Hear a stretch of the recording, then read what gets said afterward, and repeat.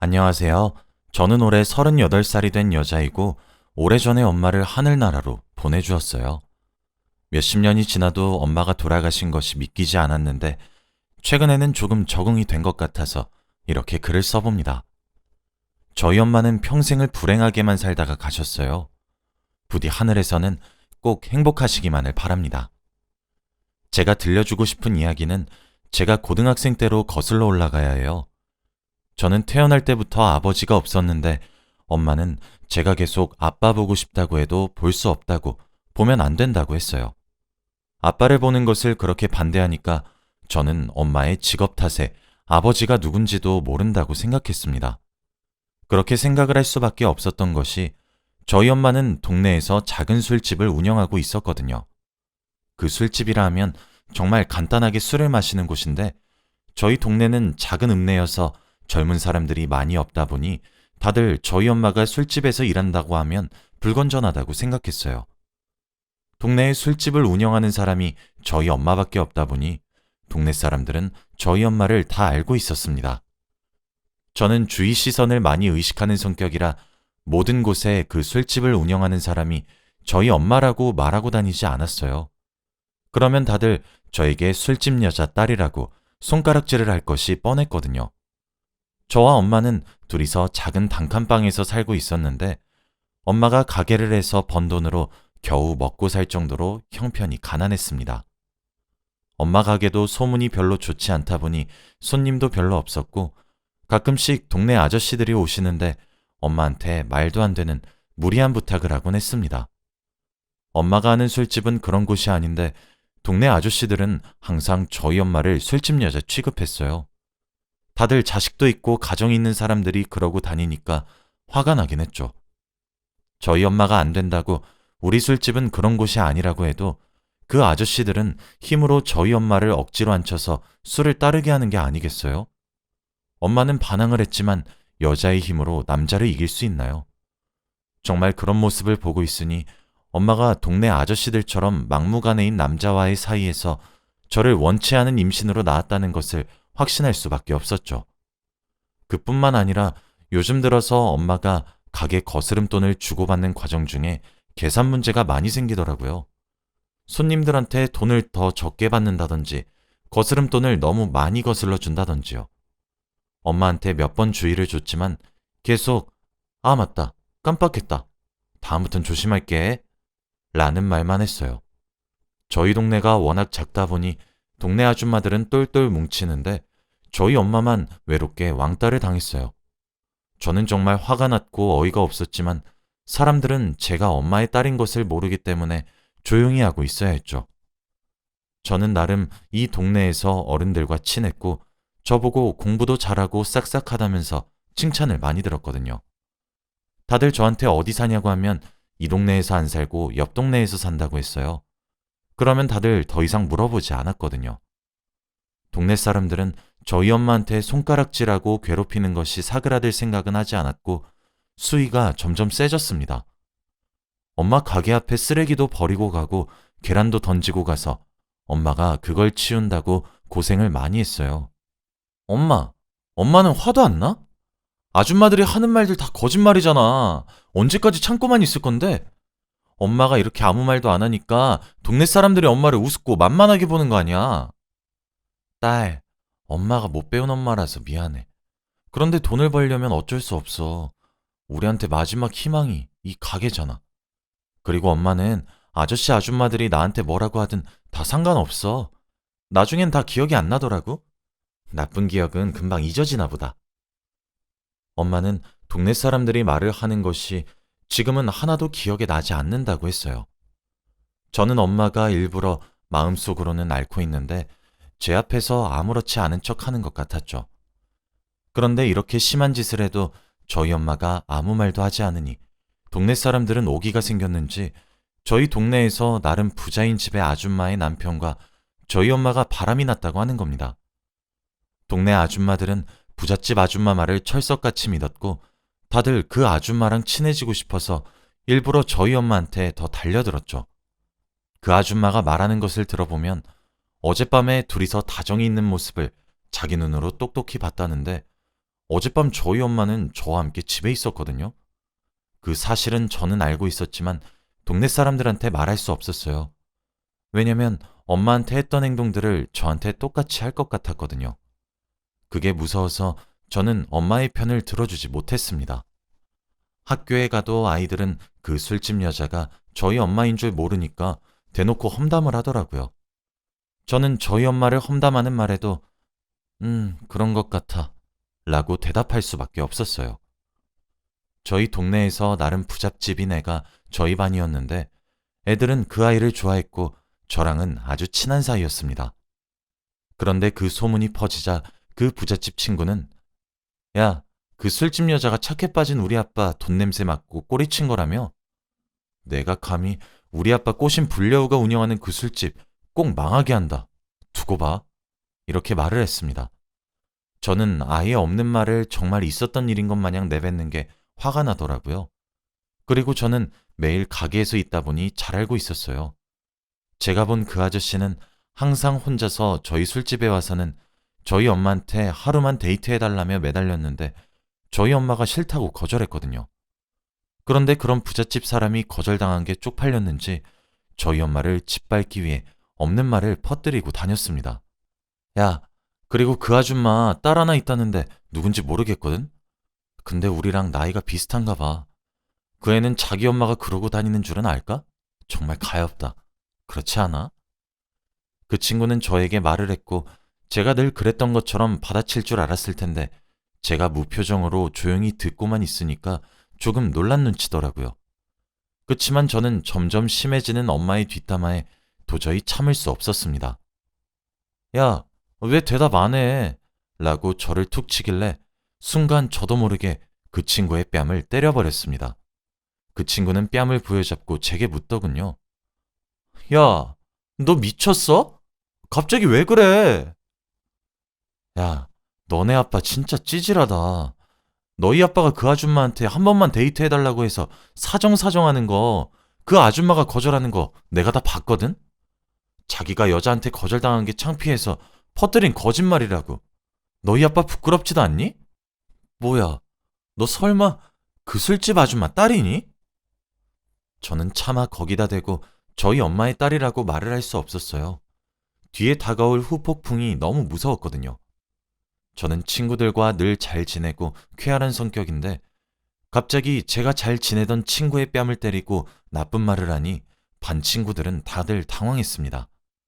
그때 담임 선생님께서 반으로 들어오셔서 저희는 교무실로 끌려갔죠. 저희 둘은 아무 말도 하지 않았고 몇 분 뒤 친구의 어머니가 교무실로 들어오셨습니다. 그분은 교무실 문을 열자마자 소리를 지르셨어요. 누가 우리 딸 때렸어? 누구야? 내가 절대 가만 안 둘 거야.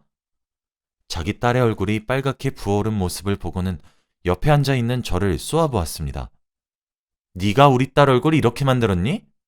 도대체 네가 어떤 집안 딸이길래 우리 집 공주를 이 모양 이 꼴로 만들어? 너 엄마 오면 두고 봐.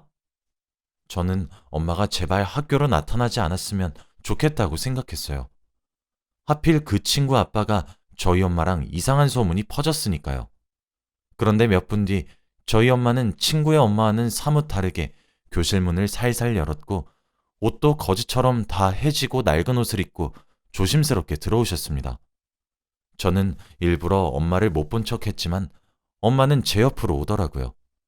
교무실에 있는 사람들은 제가 그 사람의 딸인 것을 알고 많이 놀란 눈치였고 그 친구의 엄마는 뭐야, 네 딸이 우리 딸 때린 거니? 라며 저희 모녀 사이를 비웃었어요. 너희 내가 똑똑히 갚아줄 거야 라고 했고 엄마는 계속 죄송합니다. 죄송합니다. 다신 안 그럴게요. 정말 죄송합니다. 라며 허리를 90도로 접어 그 부잣집 아줌마와 제 친구에게 사과를 했어요. 그 친구가 먼저 저희 엄마 욕을 심하게 했는데 그것도 모르면서 사과부터 하는 엄마가 너무 짜증났어요. 미안해? 그럼 꿇어. 그 아줌마는 미안하면 자기 앞에서 무릎을 꿇으라고 했고 저희 엄마는 네? 라고 하며 당황했죠. 우리 남편한테 꼬리친 것도 모자라서 우리 딸 뺨까지 맞았는데 내가 이 정도는 하라고 할 수 있지 않나? 저기, 제가 진실을 말하려고 할 때 엄마는 그 아줌마 앞에서 무릎을 꿇어버렸습니다. 저는 자존심도 없는 엄마가 너무 속상했고, 그때 엄마는 눈물을 조금 흘리고 있는 것 같았죠. 교무실 분위기도 굉장히 숙연해졌는데, 아줌마는 그게 웃겼는지 저희 엄마가 무릎을 꿇고 있는 것을 휴대폰으로 사진을 찍고 있더라고요. 다른 사람이라면 모를까, 저희 동네에서 부잣집 아줌마니까 그만하라고 말리는 사람은 아무도 없었습니다. 화가 정말 치밀어 올랐고, 당장 그 아줌마를 죽여버리고 싶었습니다. 사실대로 말하고 싶었는데 아줌마는 사진을 다 찍고 할 일 끝났다면서 친구를 데리고 교무실을 빠져나갔어요. 선생님도 저에게 오늘은 조퇴를 하라고 하셨고, 엄마와 같이 아무 말도 하지 않은 채 집으로 돌아가고 있었습니다. 그런데 엄마가 얼마 지나지 않아 딸, 우리 붕어빵 먹을까? 라며 웃으면서 말을 하는 거 있죠. 엄마는 속도 없어?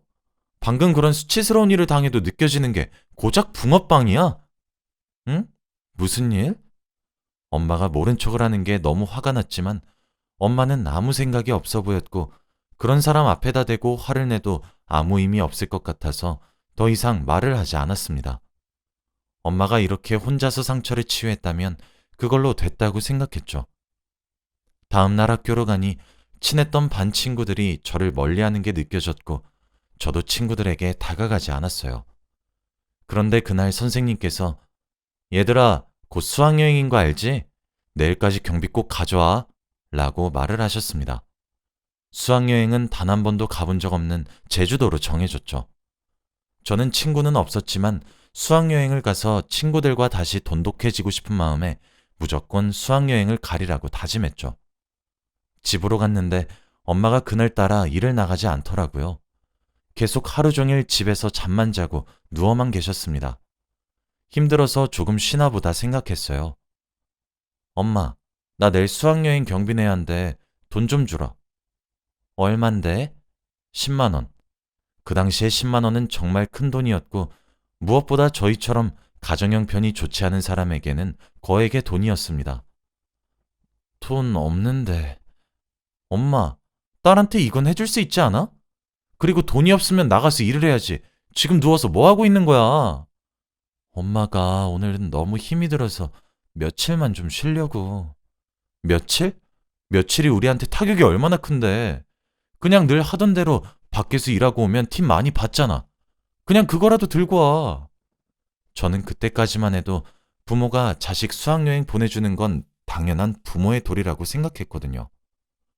엄마는 이불 밑에서 주섬주섬 통장을 하나 꺼냈고 저에게 주었어요.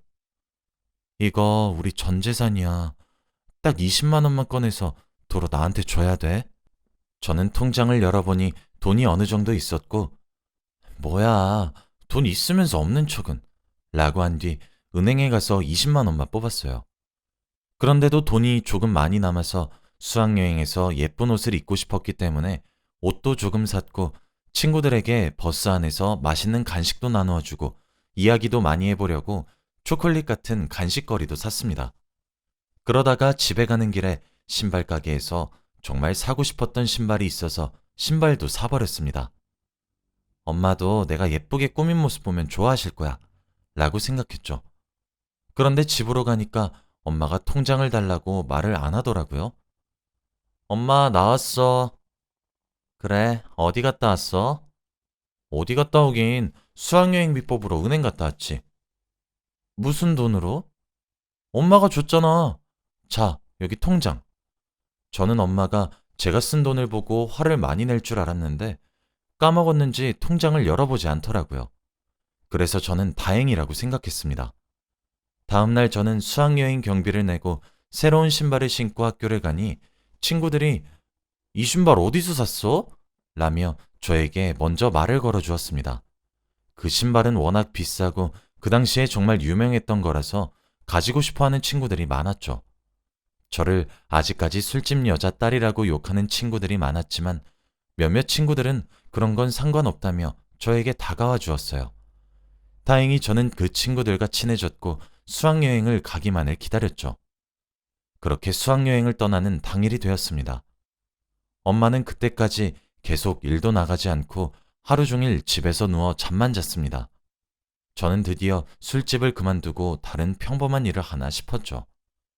그래서 엄마가 하루 종일 잠만 자도록 내버려 두었습니다. 저는 오로지 수학여행 생각뿐이었기 때문에 엄마에게 관심이 없었거든요. 그렇게 엄마 통장에서 몰래 수학여행 가서 쓸 용돈을 빼니까 통장에 돈이 조금 부족한 거 있죠? 아무튼 저는 엄마가 다시 벌어놓을 것이라고 생각하고 수학여행에 가서 열심히 놀고 엄마에게 연락 한번 하지 않았습니다. 그렇게 3일 정도 제주도에서 행복하게 놀고 집으로 돌아왔는데 엄마는 제가 3일 전에 집을 떠났을 때랑 똑같은 포즈로 누워 있었어요. 엄마 나왔어 라고 말을 해도 대답이 없었습니다. 저는 엄마가 또 자는 줄 알았고 그래서 엄마를 깨우지 않은 채 짐 정리를 한 뒤 씻고 앉아 있는데 이제 해도 점점 져가고 저녁밥이 먹고 싶었습니다. 얼른 제주도에서 있었던 일들을 엄마한테 말하고 싶었는데 엄마는 몇 시간 동안 똑같은 자세로 잠만 자더라고요. 그래서 보다 못한 저는 엄마를 흔들면서 깨웠어요. 그런데 엄마의 몸은 정말 차가웠습니다. 너무 얼음장 같았고 저는 설마 하고 엄마의 콧구멍에 손을 대보니 엄마는 숨을 쉬지 않더라고요. 저는 믿기지 않았고 슬퍼할 틈도 없이 엄마 옆에 놓여진 편지 한 통을 발견했어요. 딸, 엄마야. 수학여행 잘 갔지? 아마 갔다 오면 엄마가 이미 이 세상을 떠나고 없을 거야. 얼마 전에 한 사실인데 엄마가 요즘 깜빡깜빡하고 건망증이 너무 심해서 병원에 가서 진료를 받았더니 치매 초기라고 하더라고. 우리 딸이 엄마가 거스름돈도 이상하게 계산하고 아줌마들이 엄마 괴롭혀도 왜 아무 말도 안 하냐고 했을 때 엄마는 정말 기억이 나지 않았어. 그래도 엄마는 다행이라고 생각했어. 엄마는 치매가 걸려도 나쁜 행동을 당한 것을 잊을 수 있으니까 치매가 싫진 않았거든. 그런데 정말 딱 하나 싫은 게 있었어. 그건 바로 사랑하는 사람의 얼굴을 기억하지 못한다는 거야. 엄마는 우리 딸의 얼굴을 알아보지 못하면 정말 슬플 것 같았단다. 그리고 야속하게도 엄마가 살 날이 얼마 남지 않았다고 하더라. 하늘나라에 가서 아빠랑 같이 알콩달콩 살고 있을게. 딸이 아빠 보고 싶다고 했을 때 엄마가 말린 건 아빠가 아파서 먼저 하늘나라로 갔거든. 그래서 보여줄 수가 없었어. 정말 미안해. 엄마는 먼저 하늘나라로 가서 우리 딸 지켜보고 있을게. 딸, 엄마 없어도 잘 지낼 수 있지? 그리고 이불 밑에 있는 통장 우리 전 재산이야. 그걸로 행복하게 살아. 엄마 사망보험금도 곧 나올 테니 그것도 보태서 이제 우리 딸 행복했으면 좋겠어. 가난이 너무 힘들었지? 이제 다 끝났어. 우리 딸 이제 고생 그만해. 사랑해. 저는 엄마의 편지를 다 읽고 펑펑 울며 엄마를 껴안았어요. 진작에 엄마가 자주 깜빡거릴 때 알아채지 못한 제 탓을 했고 엄마가 말한 전 재산을 바보같이 탕진한 제 자신이 너무 미웠습니다. 찾아보니 엄마가 잠을 많이 주무시는 것도 일종의 증상이었다고 하더라고요. 엄마가 잠을 많이 자는 것을 그저 좋아만 했던 저는 정말 죽어도 싼 불효녀였습니다. 그렇게 엄마를 하늘나라로 보내드리고 평생을 죄책감을 안고 살아갔어요. 이제 나이가 40이 다 되어 가는데 아직까지도 엄마가 너무 보고 싶습니다. 제 이야기는 여기까지예요. 들어주셔서 감사합니다.